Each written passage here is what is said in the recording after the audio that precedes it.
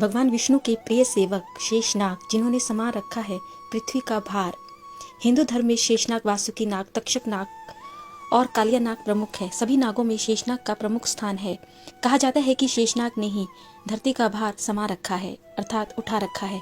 क्या आप जानते हैं कि कौन है शेषनाग, उनका जन्म कब और कैसे हुआ था? पौराणिक कथाओं के अनुसार दक्ष प्रजापति की कद्रु नाम की पुत्री थी। देवी कद्रु ने ऋषि कश्यप से 1000 पुत्रों का वरदान मांगा था, जिसके बाद 1000 अंडों की उत्पत्ति हुई। देवी कद्रु के सभी पुत्रों में सबसे पराक्रमी शेषनाग थे। देवी कद्रु को वरदान की वजह से नागों का पृथ्वी पर जन्म हुआ, इसलिए उन्हें नागमाता कहा जाता है, जबकि शेषनाग को अनंत नाम से भी जाना जाता है। भगवान विष्णु की कृपा होने के कारण शेषनाग की बराबरी कोई दूसरा नाग नहीं कर सकता। शेषनाग को भगवान से वरदान प्राप्त है कि सृष्टि नष्ट होने पर भी उनका विनाश नहीं होगा, इसीलिए इनके नाम के आगे शेष लगा है। जब शेषनाग बने पाताल के राजा। धर्म ग्रंथों के अनुसार शेषनाग की माता कद्रु ने उनकी सौतेली माता विनीता से ईर्ष्या के चलते छल किया था। इससे शेषनाग को काफी दुख पहुंचा और वे संसार से विरक्त हो गए, जिसके बाद उन्होंने गंधमादन पर्वत पर तपस्या करने का फैसला किया।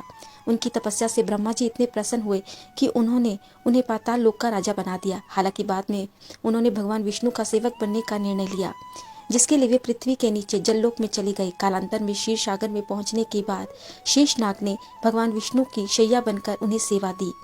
आज भी शेषनाग को भगवान विष्णु के सेवक के रूप में जाना जाता है। चित्रों में भी वह भगवान विष्णु शेषनाग पर लेटे हुए नजर आते हैं। भगवान विष्णु के साथ लिए कई अवतार।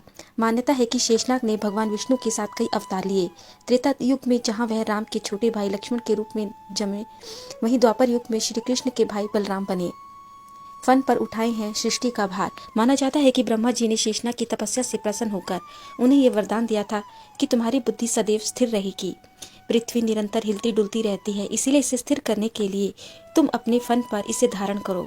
इस वरदान के कारण ही शेषनाग ने अपने फन पर सृष्टि को टिका कर रखा हुआ है। गरुड़ और शेषनाग का संबंध। दोनों ऋषि कश्यप के हैं पुत्र। हिंदू धर्म में प्राचीन काल से ही गरुड़ और नागों के बीच दुश्मनी की बात कही गई है। माना जाता है कि गरुड़ और नागों के संबंध शुरू से ही खराब रहे हैं, लेकिन फिर भी वे साथ रहते हैं। नाग और गरुड़ दोनों ही ऋषि कश्यप के पुत्र हैं। हिंदू धर्म के 1000 बलशाली नाग ऋषि कश्यप की पत्नी कद्रु के पुत्र हैं, जबकि वही विनीता ने पक्षी जाति गरुड़ की माता है।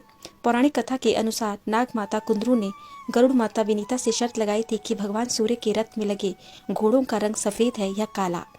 माता कद्रु का कहना था कि सूर्य के घोड़ों का रंग काला है, तो वहीं गरुड़ माता बनीता का कहना था कि घोड़े सफेद रंग के हैं। हालांकि माता बनीता की बात सच थी, लेकिन हार के आभास से ही माता कुंद्रू ने अपने पुत्रों के साथ मिलकर गरुड़ माता बनीता के साथ छल किया और शर्त जीत ली, और उन्होंने बनीता और उनके पुत्र गरुड़ को अपना दास बना लिया। हालांकि बाद में उनके पति ऋषि कश्यप के सामने सच लाने पर माता बनीता और गरुड़ को दासत्व से मुक्ति मिल गई। संबंधों में भाई और एक ही पिता की संतान होने के कारण गरुड़ और नाग की शत्रुता के बाद भी दोनों साथ ही रहते हैं, क्योंकि धर्म ग्रंथों में भी इस बात का उल्लेख मिलता है कि जहाँ एक और गरुड़ भगवान विष्णु का वाहन है, तो वहीं शेषनाग भगवान विष्णु की शैया है। इस कारण भी गरुड़ और नाग खास तौर पर भगवान विष्णु के सेवक हैं। शेषनाग आज भी विराजे हैं इस झील में। अमरनाथ यात्रा के रास्ते में ऐसी कई जगह आती हैं जो धार्मिक और ऐतिहासिक रूप से महत्वपूर्ण हैं। इसी रास्ते में आगे चलकर एक झील पड़ती है, जिसे शेषनाग झील के नाम से जाना जाता है। यह झील जम्मू कश्मीर के पहलगाम के पास है।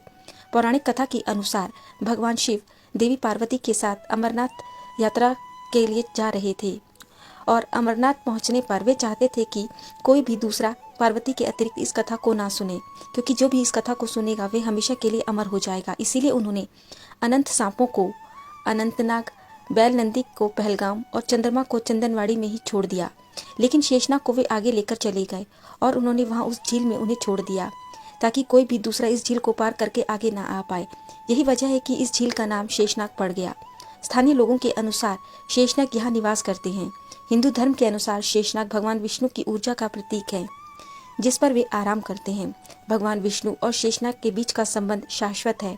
भगवान विष्णु के प्रत्येक अवतार में बुरी शक्तियों का नाश करने के लिए शेषनाग भगवान विष्णु के साथ जुड़े हुए हैं, और उन्होंने विश्व को पाप से बचाया है।